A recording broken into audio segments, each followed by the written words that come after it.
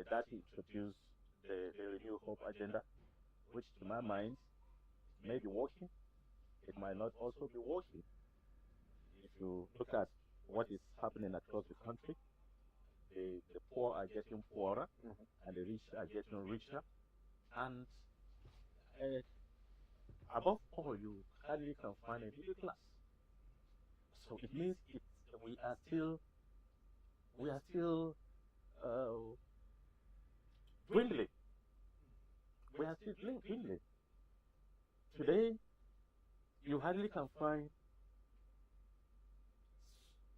someone from the bottom that can, even in running his own business,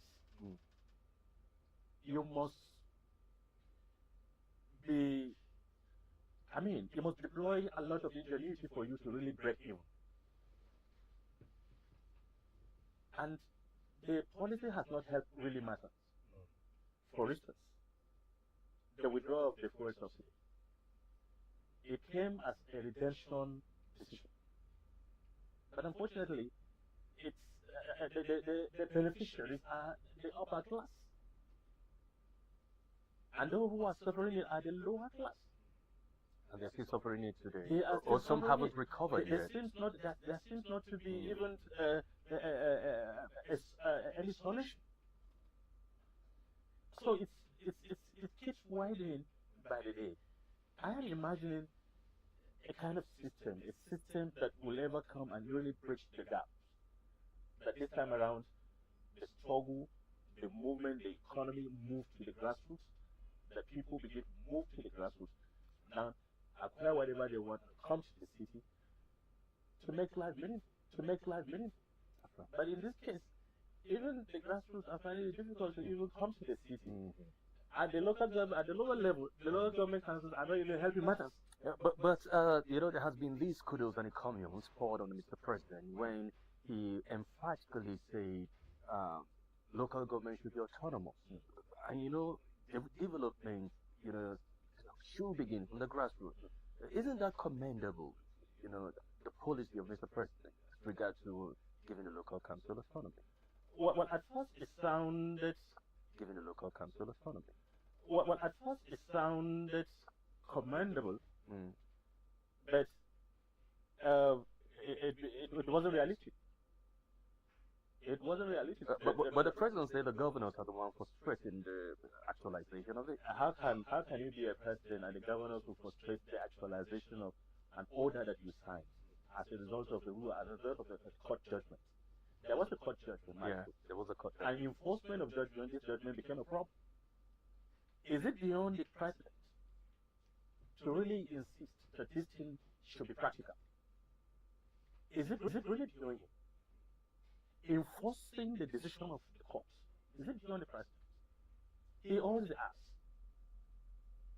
is it beyond him? Well, maybe he doesn't want to so much interfere because the judiciary should also be independent. Maybe we'll look at it from this perspective. Maybe it becomes a moral issue.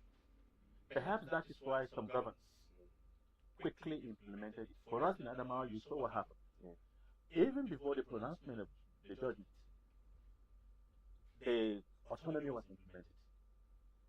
But it is not like that in other states. So it becomes a moral issue. It's not beyond the president. Enforcement must seem to be enforced. All right. Well, let's go a little bit further. What do you make of the signing of the electoral law by Mr. President? But even before that, there has been this back and forth by the senators and those at the floor of the House, just a kind of a pullback factor. Is it that there's this fear of the uncertainty regarding electronic transmission of results, by those senators or what? But beyond that, I think the signing of the electoral bill by the president was too hasty. Too hasty? Yeah. While some are giving him kudos. It was too hasty because he should have read through all the clauses and understand the clause that is in contention. That is electronic transmission. The real transmission. On the spot transmission. Real time. Yeah, the real time transmission. But he signed it hastily. Be it as it may. Substantially, the unification of greater Nigerians have been achieved, except for the fact that there are still clauses, because you will need to read in depth into the electoral act for you to understand the nitty gritty of the provision. The hula bula was simply on the real transmission of election results, but there are some clauses that are so draconian to the system, Mm. which requires people to really take time, study them. You can imagine what happened at just concluded SUT election. Yeah. Was the results actually transmitted real time? It wasn't. That you could have a minister of the federal government telling you to just go do your role and allow me the rest. Mm. Allow me to do the rest. And you saw what happened. Till this hour, people are still shouting. People are still shouting. It was characterized And that by is irregularities. a lot of irregularities. There is delay in arrival of the voting material. And there is also voter apathy. And a whole lot of irregularities. So the Electoral Act has not actually dealt with the issue of voter turnout and apathy. In the event where there is voter apathy, what else do we do? Do we just fill the blanks and just announce results? To what extent would that give the system the desired credence? So these are some of the nitty-gritties. There are some silent issues in the Electoral Act that should have been dealt with decisively before even signing the Electoral Act. All right. There is this pressing issue, about politicians and political party, and that has to do with defection. Political parties ordinarily should have ideology. But what do you make of, like in recent times, we've seen series of defections, particularly state governors defecting to the ruling All Progressive Congress. Are you worried that perhaps somehow Nigeria could navigate into one-party system? I'm indeed very, very worried. Worried in the sense that the system seems to be seriously weaponized.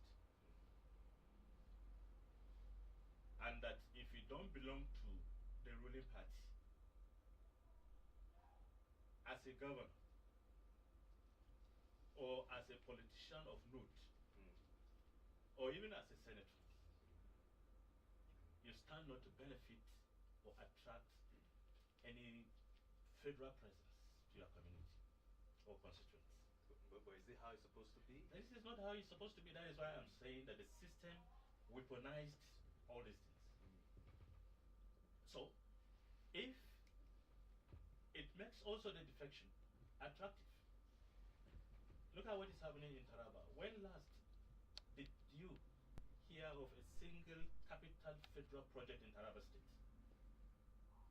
But as soon as the governor defected, we started seeing movement of vehicles, construction vehicles coming to address major roads that have been dead trapped for over 30 years. Yeah, but what do you also make of the rumors making the rounds that Governor Fintiri is set to defect to the APC, even after the massive infrastructural development we've seen in Adamawa? In fact, he is the darling. He is being thoughtful. He is being celebrated. It's in essence celebrating the man Governor Fintiri. He is hidden. He is attracted to them because of the work he has done. So he's the one they sought for him, and not him seeking No, for this, them. to my mind, Fintiri is being sought of. Maybe to use him to legitimize certain policies of government. You can imagine even when the president came, of all the projects, including state and federal projects, they were all constructed by the governor. The president didn't commission a single federal project deliberately executed by the president and commissioned by the president. The governor executed state projects, including federal roads, including federal institutions, and a whole lot of. He invariably succeeded in